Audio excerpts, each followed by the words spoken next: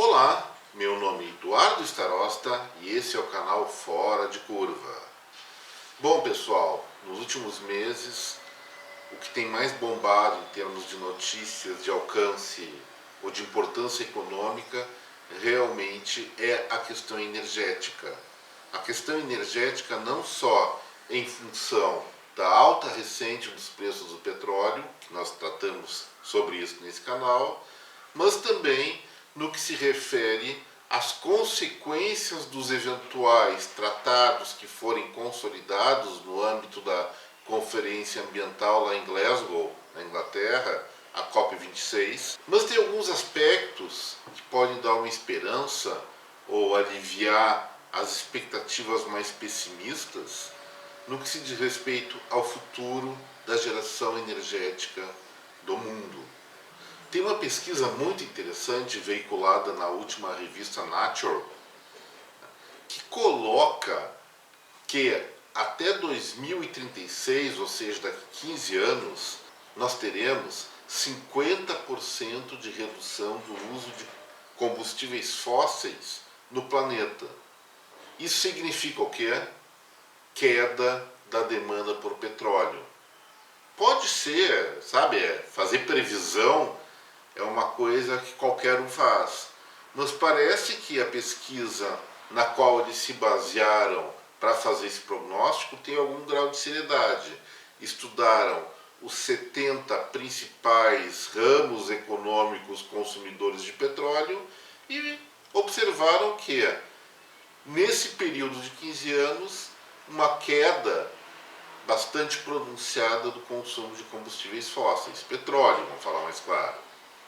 Bom, vamos falar o seguinte, previsão é previsão. Ela pode estar melhor ou pior embasada e mesmo que estando muito bem embasada pode não acontecer. Esse não acontecer pode estar vinculado a vários fatores, mas basicamente nós temos que reconhecer que a cada mês, vamos ser mais otimistas, a cada ano, a humanidade vem mudando seus conceitos, suas perspectivas, suas formas de encarar o mundo. É claro que se essa perspectiva se materializar, o preço do petróleo vai cair, segundo a projeção feita para 50% do preço atual. Então nós teríamos o preço do barril da ordem de 35 ou 36 dólares lá em 2036. E se isso for verdade, traz consequências.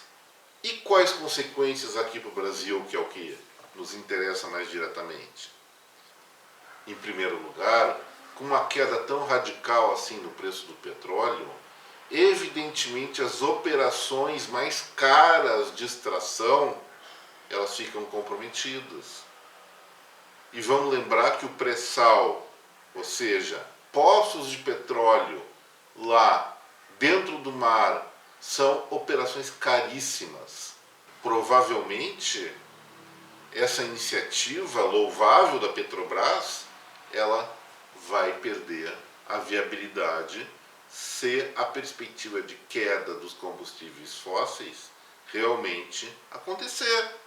Eu já falei sobre a Petrobras algumas vezes e na minha avaliação, além de ser uma empresa de forte risco de médio e longo prazo, é uma companhia que é paradoxal em si própria. É estatal, mas ao mesmo tempo é SA. Não sabe muito bem a quem serve e isso, falta de lógica, não serve no mundo empresarial. Outra consequência importante dessa previsão. Nós sabemos que o Brasil e o mundo estão procurando combustíveis alternativos ou formas alternativas de geração energética, para ser mais preciso. Aqui no Brasil, a principal geração energética é hidrelétrica. Só que essas usinas, elas estão sendo marginalizadas por dois fatores muito em voga atualmente. A primeira questão é o impacto ambiental pela construção de novas hidrelétricas. Se faz um lago, esse lago alaga várias coisas e tem muita resistência dos ambientalistas mais radicais em relação a isso. Mas a segunda questão, que está tomando tons práticos agora, é que a barragem feita para alimentar as turbinas é fonte de gás metano. E o mundo, e o Brasil assinou o tratado, está comprometido em fazer o quê? Reduzir em 30% as suas emissões de gás metano até 2030, nos próximos 8 anos. Então, pela energia hidrelétrica, não vai ter solução para o Brasil, pelo menos dentro dos parâmetros atuais. E vou lembrar uma coisa, o Brasil sim está com um déficit muito grande de geração energética, da ordem de 10 gigawatts nos últimos 10 anos, e precisamos sim de geração nova para fazer com que esse atraso, no menor espaço de tempo possível, seja compensado.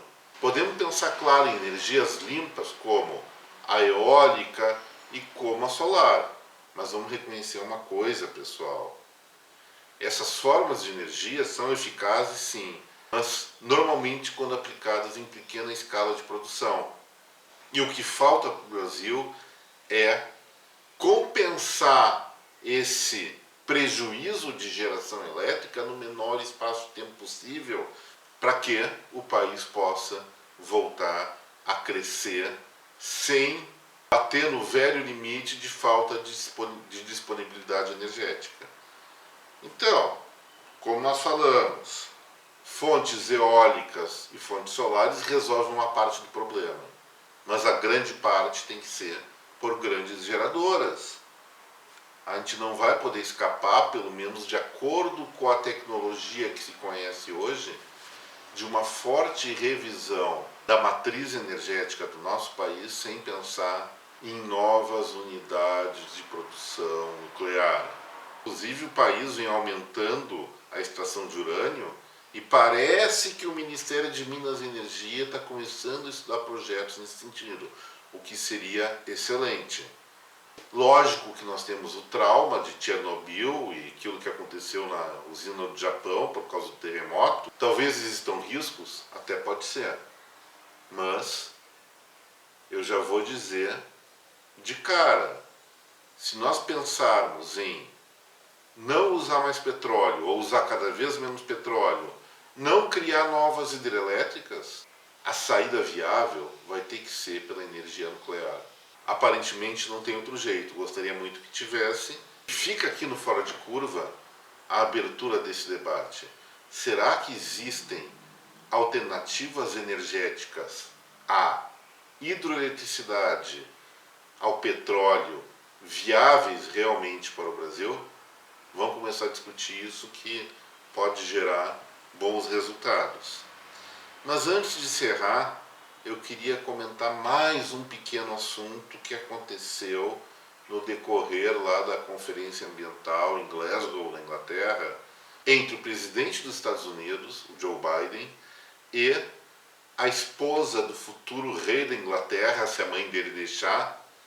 A esposa, o nome é a Camilla Parker Bowles.